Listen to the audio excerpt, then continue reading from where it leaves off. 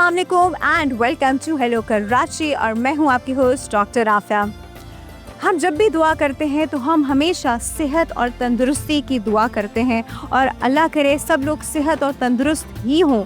लेकिन अल्लाह कभी कभी अपने बंदों को जो है वो आजमाता है, कोई बीमारी दे के, कोई आजमाइश दे के, और फिर हम में से ही ऐसे लोग चुनता है जो हमको उस आजमाइश से बाहर निकालने में मदद देते हैं। आज मैं मौजूद हूँ जी Sindh institute of child health and neonatology में, जो कि गवर्नमेंट का एक ऐसा इदारा है जहाँ पे बिल्कुल इंटरनेशनल स्टैंडर्ड्स के अकॉर्डिंग ट्रीटमेंट किया जाता है नौज़ायदा बच्चों से लेके 15 साल तक की उम्र के बच्चों का। और ये ट्रीटमेंट होती है कम्प्लीटली फ्री ऑफ कॉस्ट। और अगर हम देखें इनके स्टैंडर्ड्स, तो स्टैंडर्ड बिल्कुल ऐसे हैं जैसे किसी भी इंटरनेशनल हॉस्पिटल के होते हैं। तो आइए आप और मैं आज चल के देखते हैं कि यहाँ कौन सी फैसिलिटीज़ मौजूद हैं और ये इदारा किस तरह परफॉर्म कर रहा है।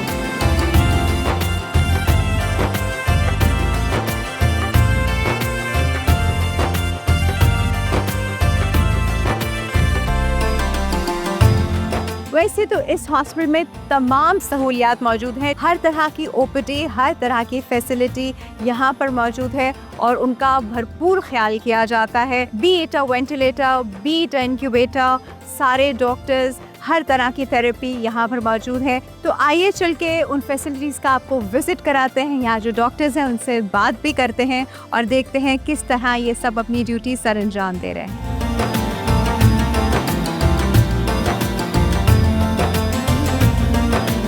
इस वक्त हमारे पास एक छोटी सी बच्ची के वालिद साहब मौजूद हैं जो कि रिसेंटली एडमिट हुई थी और आज यहाँ से बिल्कुल ठीक होके डिस्चार्ज होके जा रही है। तो उनसे थोड़ी सी बात करते हैं, उनका ख्यालात पूछते हैं, उनसे पूछते हैं कि उनको किस वक्त कैसा महसूस हो रहा है, बच्ची के साथ क्या प्रॉब्लम थी। अस्सलाम वालेकुम। वालेकुम सलाम। क्या नाम है आपका? मेरा नाम मोहम्मद अनस। क्या वजूहात थी जिस बिना पे बच्चे को यहाँ लाना पड़ा?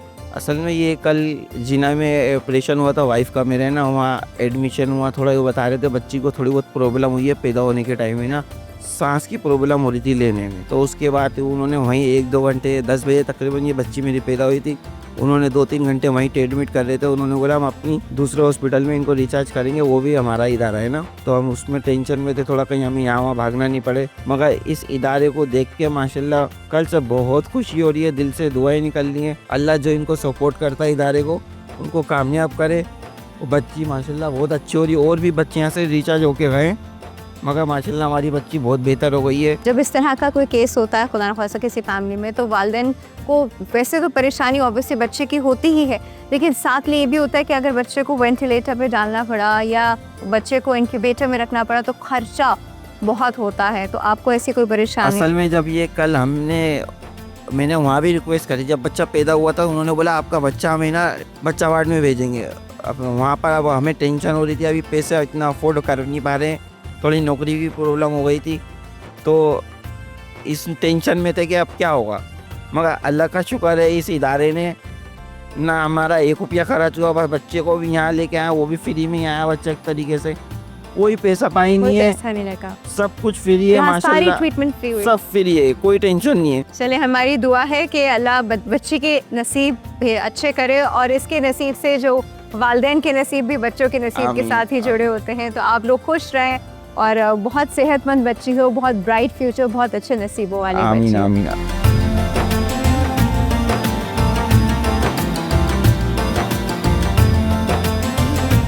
अभी हम NICU में मौजूद हैं और मेरे सामने जो बच्चा है ये बहुत ही ज़्यादा अंडरवेट है। वाई? बिकॉज ये बहुत ज़्यादा प्रीमेच्योर बेबी है जो कि 28 वीक्स में डिलीवर हुआ है। करंटली इस बच्चे का वेट जो है वो सिर्फ 900 ग्राम्स है और यहाँ पे इसकी भरपूर केयर की जा रही है। और बाकी हालात क्या है और ट्रीटमेंट क्या है ये हम जानते हैं साइरस से, जो आके स्टाफ नर्स है। सामने को साइरस, कैसे हैं आप? ठीक ठाक। अच्छा साइरस से बच्चे किस कंडीशन में आए थे? ऐसे जो बच्चे होते हैं जो प्री मेच्योर होते हैं, लेस देन 1 kg, लाइक ये हमारे पास जब आई थी तो इसका जो रेस्पिरेटरी डिस्ट्रेस था, लाइक कह सकते हैं कि सांस की रफ्तार बहुत ज़्यादा थी। इससे ये होता है कि ये बच्चों में जो इनके लंग्स होते हैं वो प्री मेच्योर होते हैं और इनको इंक्यूबेटर की नीड होती है। अच्छा, मुझे बताएं कि डिस्चार्ज क्राइटेरिया क्या है, क्या वेट होगा, क्या इसके वाइटल्स होंगे, तब डिस्चार्ज का सोचा जा सकता है।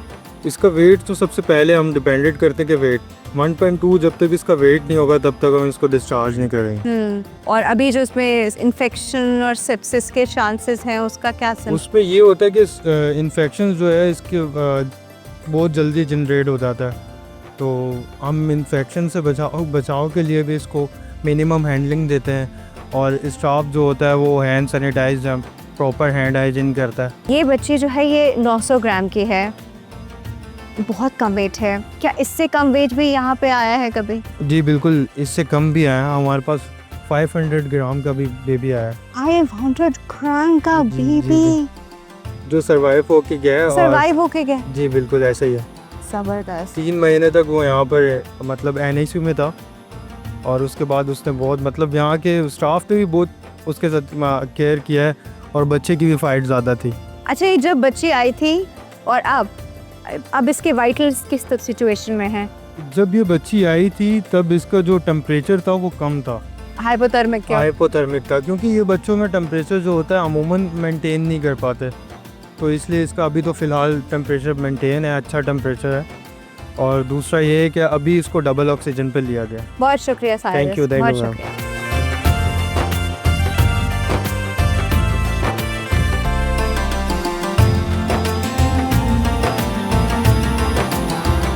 और जी अब हम मौजूद हैं the executive director of Sindh institute of child health and neonatology. हमारे साथ है जी प्रोफेसर सैयद जमाल रजा साहब। अस्सलाम वालेकुम सर। अस्सलाम वालेकुम जी। कैसे हैं आप सर? मैं बिल्कुल ठीक हूँ सर, अभी आपसे बात करने से पहले मैं थोड़ा सा हॉस्पिटल देख रही थी। What an amazing facility it बहुत बहुत इज, शुक्रिया। जो कि बिल्कुल अनइमेजिनेबल वाली सिचुएशन है कि यू आर नॉट थिंकिंग कि कोई गवर्नमेंट हॉस्पिटल इतना वेल इक्विप्ड हो सकता है। So what was the thought behind it? कब शुरू हुआ ये सब? ये आगाज़ तो इसका अस्पताल जहाँ अभी आप बैठे हैं विज़िट करके आई हैं, इसमें हमने शुरू किया 2022 अगस्त में। 3-3.5 साल का अरसा गुजरा है, और अल्हम्दुलिल्लाह ये एक अस्पताल से हमने आगाज़ किया था, और इस वक्त 8 अस्पताल हमारे सिंध के मुख्तलिफ शहरों में काम कर रहे हैं। यहाँ क्या क्या फैसिलिटीज़ मौजूद हैं? 2 प्रॉब्लम है पाकिस्तान में कि जो नौज़ायदा बच्चे हैं, पैदाइश से लेकर और 28 दिन तक के बच्चे, उन्हें हम नौज़ायदा या न्यूनेट कहते हैं, तो उनकी शरह मौत पाकिस्तान में बहुत ज़्यादा है। क्या रीजंस हो सकते हैं उसके? उसके बहुत सारे रीज़न्स हैं। माँ से शुरू करते हैं। सबसे पहले तो माँ की सेहत ठीक नहीं होती, और मदर्स जो है वो एनीमिक होती हैं, मदर्स खुद मेलनरिश्ड होती हैं, और फिर एंटीनेटल केयर नहीं है, सारी जगहों के ऊपर मौजूद नहीं है या लोग जाते नहीं हैं। तो जाहिर है जब एंटीनेटल केयर माँ की सेहत का एंटीनेटल केयर से क्या मुराद है सर? वो भी थोड़ा बता मतलब ये कि दीजिए। दौरान हमल जो माँ का जो ख्याल रखना होता है, या माँ जो अपना चेकअप कराती है, और ये देखा जाता है कि उसको किस किस्म के मसाइल हैं हमल के दौरान, तो उनका तदारुक वहीं पे किया जाए तो बच्चा सेहतमंद पैदा होता है। और दूसरे इंटेंसिव केयर, यानी ये जो वेंटिलेटर और ये जो इस्तेमाल करने होते हैं या मौजूद ही नहीं है, और अगर मौजूद हैं तो इतने महंगे हैं कि आम आदमी की तो इस्तात से बाहर है उसका इलाज कराना। तो हमने तवज्जो दी कि यहाँ पे हम वो सर्विस सबसे पहले डेवलप करें कि जिसकी सबसे ज़्यादा ज़रूरत है। अगर रफली एस्टिमेट किया जाए तो रोज़ाना के हिसाब से कितने बच्चे ऐसे पैदा होते हैं जिनको फ़ौरन से इनक्यूबेटर की ज़रूरत होती है? 10% बच्चे, समझिए जितनी भी बच्चों की पैदाइश हो रही है उसमें से 10% बच्चे ऐसे होते हैं जिनको किसी न किसी न्यूनेटल सर्विस की ज़रूरत होती है। तो नंबर्स वैसे शायद इतने ज़्यादा ना हो, लेकिन हमारी आबादी और शरह आबादी इतनी ज़्यादा है इसके साथ से कि वो नंबर बहुत बढ़ जाते हैं, और चूँकि उसकी अवेलेबिलिटी भी नहीं है। अच्छा, मज़े की बात यह है कि एक तो अफोर्डेबिलिटी होती है ना, एक अवेलेबिलिटी है। ज़्यादातर इवन प्राइवेट अस्पतालों में ये फैसिलिटी अवेलेबल ही नहीं है। अगर मैं नाम नहीं लेना चाहूँगा, लेकिन बड़े बड़े प्राइवेट अस्पताल भी जो आपके जहन में आ रहे हैं, उनके अंदर इसके आधे इंक्यूबेटर भी नहीं होंगे कि जो हमारे अस्पताल में मौजूद है। हमारे साथ बड़े अच्छे डेडिकेटेड लोगों की टीम है। जाहिर है कोई भी अकेला आदमी ये काम नहीं कर सकता, तो माशाल्लाह से बड़े अच्छे डेडिकेटेड सेल्फलेस लोग हैं जो अपनी जॉब बड़े बड़े प्राइवेट अस्पतालों से छोड़ के हमारे साथ जुड़ गए हैं, सिर्फ इस बुनियाद पे क्योंकि हमारा जो विज़न है, जो हमारा खिदमत का जज्बा है, वो उनको नज़र आ रहा है कि हम उस कैटेगरी को सर्व कर रहे हैं, जो सबसे ज़्यादा मजलूम है, जो सबसे ज़्यादा अंडर प्रिविलेज है। सो आई एम वेरी डेडिकेटेड। वो जो कहते हैं मैं अकेला ही चला था जानिब मंजिल, मगर लोग साथ आते गए और कारवां बनता गया। परफेक्ट परफेक्ट, बहुत शुक्रिया sir, Thank you thank very you much. So much, बहुत Thank you. शुक्रिया।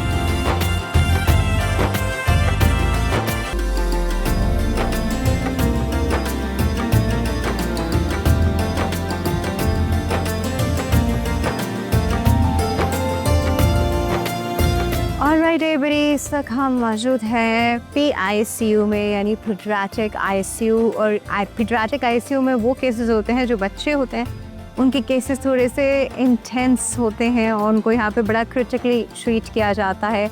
मेरे साथ इस वक्त मौजूद है यहाँ के इंचार्ज डॉक्टर ज़ैर, उनसे बात करते हैं। अस्सलाम वालेकुम सर। वालेकुम सलाम। कैसे हैं डॉक्टर मैं साहब? ठीक हूँ, आप कैसी हैं? अच्छा डॉक्टर साहब, अभी करंटली इस वक्त यहाँ पे क्या क्या केसेस मौजूद हैं?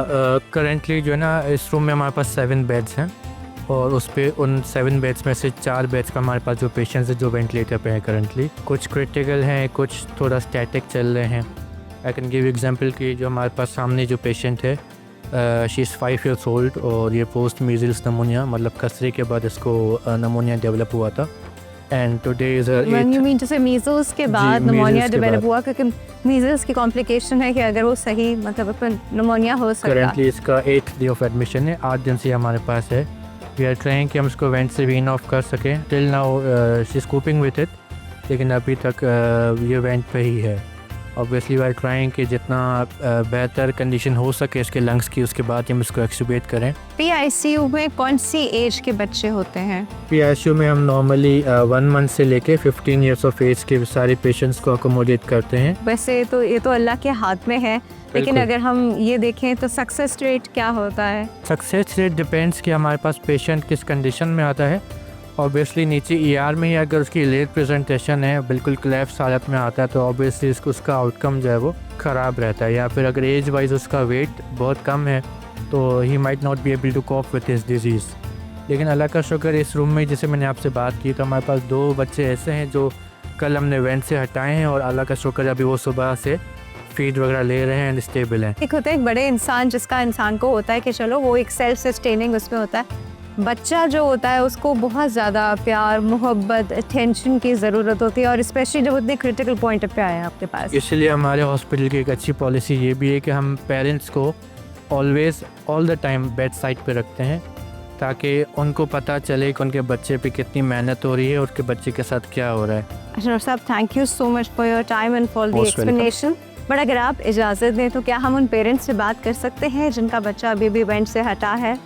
श्योर, बिल्कुल। ये हमारे पास बेड 1 पे पेरेंट है, इसके फादर मदर दोनों बैठे हुए हैं, आप इनसे चल के बात कर सकते हैं। बिल्कुल ठीक है, चलिए जी, आइए उनके पेरेंट्स की तरफ चलते हैं।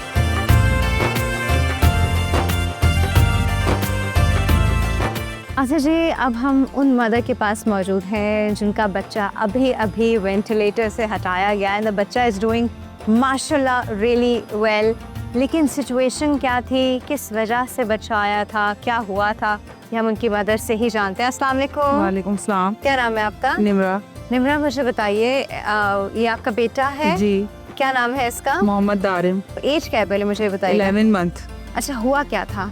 इसका सीना खराब था, तो आवाज़ आ रही थी सीने में से ना, बहुत नाक भी बंद थी। मैं इमरजेंसी में लेकर आई तो उन लोगों ने इसका देखा तो उसकी पसलियाँ चल रही थी। कैसी सर्विसेज हैं यहाँ की? अच्छी हैं, देखें ना मेरा बच्चा किस हालत में आया था आज माशाल्लाह से। माशाल्लाह बिल्कुल ठीक ठाक, हेल्दी, स्माइल भी दे रहा है। बस सेहतियाब मुझे- होके घर जाए। एक और चीज़ बताइए कि कुछ मतलब यहाँ पे कितने आप लगे, आपके पैसे कितने लगे यहाँ पर? कुछ भी नहीं लगा, अच्छा, किसी चीज़ के free पैसे of नहीं cost। लिए जी। चले, आपको बहुत मुबारक हो, बच्चा आपका माशाल्लाह बिल्कुल ठीक है, हेल्दी है, और अब जल्दी से घर ले जाइए, खेले कूदे, बच्चे का बचपन एंजॉय कीजिए। जी बहुत शुक्रिया।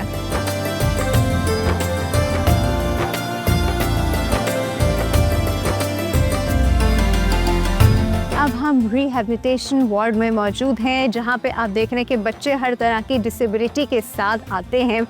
हर तरह की बीमारी के साथ आते हैं, क्योर किए जाते हैं, लेकिन क्योर होने के बाद उनकी रिहैब भी बहुत ज़रूरी है। उनको दोबारा ज़िंदगी की तरफ लाना, तो इस कमरे में इतने रंग देख के आपको ज़िंदगी का एहसास तो ज़रूर हो रहा होगा। यहाँ पर एक्चुअली होता क्या है ये हम जानते हैं डॉक्टर लाजवंती से। Hello doctor Lajwanti. Hello doctor Afia. कैसे हैं आप? बिल्कुल ठीक। बिल्कुल ठीक, बिल्कुल ठीक ठाक। इस रूम में आके जो एक एहसास हुआ है, भी मैं ऐसे बच्चों से और ऐसे वालिदैन से मिलकर आ रही हूँ जिनसे ऑब्वियसली बात करने और सब में एक अजीब स्टेट में चला जाता है इंसान, लेकिन यहाँ आके लग रहा है कि हम वापस ज़िंदगी की तरफ आए हैं। तो इस रिहेबिलिटेशन वार्ड में क्या क्या होता है? So Dr. Afia, we are providing 4 services under one roof. That includes physiotherapy, occupational therapy, speech therapy and psychology. So हमारे पास जब बच्चा इनरोल हो रहा होता है तो हम मल्टी डिसिप्लिनरी टीम हमारे पास काम कर रही है जो 4 पैरामीटर्स पे एक बच्चे को असेस कर रही है। साइकोलॉजिस्ट उसको एक दिमागी तौर पे असेस करेगी भाई उसका मेंटल लेवल कहाँ पे मीट कर रहा है। यहाँ पे वी आर ट्रेनिंग पेरेंट्स ताकि वो बच्चे को घर पे भी उसी मैनर में लेके चलें। Similarly goes for physiotherapy. We assess. I being a physiotherapist, I assess like patients को हम physically दें कि physically उसको क्या needs है। Occupational therapy एक occupation बच्चे का क्या है, जैसे आपका शोबा है, you are a dentist, I am a physiotherapist, लेकिन बच्चे का शोबा तो खेल कूद है ना, तो उसको उन चीज़ों में एक्टिविटीज़ में इंडल्ज करना एक occupational therapist का रोल है। फिर आते हैं स्पीच थेरेपिस्ट। आजकल जैसे हमारे पास ऑटिज्म के बच्चे, म्यूटिज्म आ रहा है बच्चों में, बच्चा बोल नहीं पा रहा या डिलेड है, तो हम उसको फिर स्पीच थेरेपी के अकॉर्डिंग उसको असेस कर रहे हैं। अगर बच्चा देर से बोल रहा है सो दैट इज़ समथिंग जो अलार्मिंग है आपके लिए, तो हम उसको उस बच्चे को फिर उसी डोमेन में लेके फिर हम न्यूरोलॉजिकल असेसमेंट भी उसको करवाते हैं। Okay so this rehab is already running through like हमारे पास जो पूरा रिहैब है वो एक न्यूरो रिहैबिलिटेशन डिपार्टमेंट के से हमारे पास डिनोट होता है। अच्छा, यहाँ मैं बहुत सारी ऐसी चीज़ें देख रही हूँ, कुछ बॉल्स ऐसी देख रही हूँ, कुछ टेबल्स ऐसी हैं जिनके ऊपर मुझे लग रहा है कि शायद प्रॉब्ली बैठ के बच्चा अपने पाँव, ये किस फंक्शन के लिए है? हमारे पास डिफरेंट, जैसे अगर मैं बीइंग अ फिजियोथेरेपिस्ट बात करूँ तो हमारे पास सीपी चेयर होती है। सेरिब्रल पैल्सी के बच्चे जिनको बैठने में मसला है या उनकी कोर मसल वीक है या उनको प्रॉब्लम, पहला तो सिटिंग है ना, ज़्यादातर आप खड़े तो नहीं रहते हैं ना, so we have develop like corner chairs हैं, सीपी चेयर जिनको बैलेंस में फिर उन्हीं को डिज़ाइन इस तरह से किया कि हम उनको एक्टिविटी बेस्ड बिठाएं। अच्छा, बच्चा बैठ के बोर भी ना हो और एक्टिविटी भी चलती रहे। सिमिलरली ऑक्यूपेशनल थेरेपिस्ट भी उसी अप्रोच पे काम कर रहा है। टेबल सेटिंग करवा दी, कॉर्नर सेटिंग करवा दी, उसी में प्ले थेरेपी में इन्वॉल्व कर दिया बच्चे को। अगर हम बात करें तो कितने केसेस जो हैं यहाँ पे आप लोग ट्रीट कर चुके हैं? अच्छा, हमारे पास जो रिहैबिलिटेशन डिपार्टमेंट हमने ओपन किया है वो स्टार्ट हुआ हमारे पास अप्रैल 2023। अप टिल नाउ हम मोर देन 14,000 बच्चे देख चुके हैं। ज़बरदस्त, वेरी नाइस।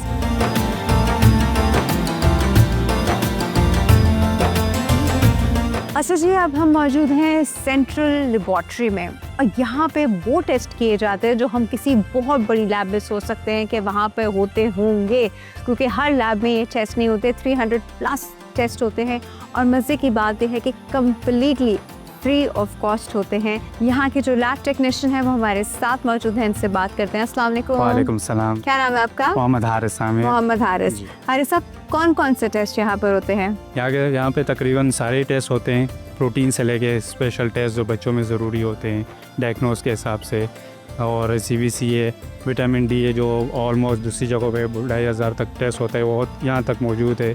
हार्मोन्स के टेस्ट होते हैं तो जो बच्चों में ज़रूरी होते हैं। रेटिक काउंट होता है जो बहुत रूटीन के हिसाब से स्पेशल टेस्ट है बच्चों के साथ, वो तकरीबन सारे टेस्ट यहाँ फ्री ऑफ कॉस्ट होते हैं। सबसे ज़्यादा इम्पोर्टेंट चीज़ जो लैब में होती है, जो हम लोग अक्सर टेस्ट पे करते हैं, वो होता है एक्यूरेसी लेवल। जी। रिजल्ट कितना एक्यूरेट आ रहा है, तो यहाँ की एक्यूरेसी लेवल क्या है? हमारे पास जदीद मशीनें जो हेमाटोलॉजी की, केमिस्ट्री की जो एडवांस है आजकल, और जहाँ दूसरे हॉस्पिटल्स में तो भी हमारे पास मौजूद होते हैं, तो हमारे एक्यूरेसी और उनके साथ बिल्कुल परफेक्ट मैच करती है। अच्छा हारिस साहब, ये बताइए कि पर डे कितने टेस्ट यहाँ पर होते हैं? हमारे तकरीबन कम से कम जो दिन में होते हैं 500 तक 600 तक टेस्ट होते हैं बिल्कुल। अच्छा जी, इसका मतलब है कि यहाँ पे जो टेस्ट होते हैं उनका जो रिज़ल्ट की एक्यूरेसी अगर देखी जाए तो हम उसको किसी भी इंटरनेशनल लैब की रिज़ल्ट एक्यूरेसी के साथ चेक कर सकते हैं। It's comparatively same one. दूसरा, फ्री ऑफ कॉस्ट ये सारी सर्विसेज जो है सबको प्रोवाइड की जाती है, जो कि बहुत बड़ी बात है। बहुत शुक्रिया आपका, थैंक यू सो मच।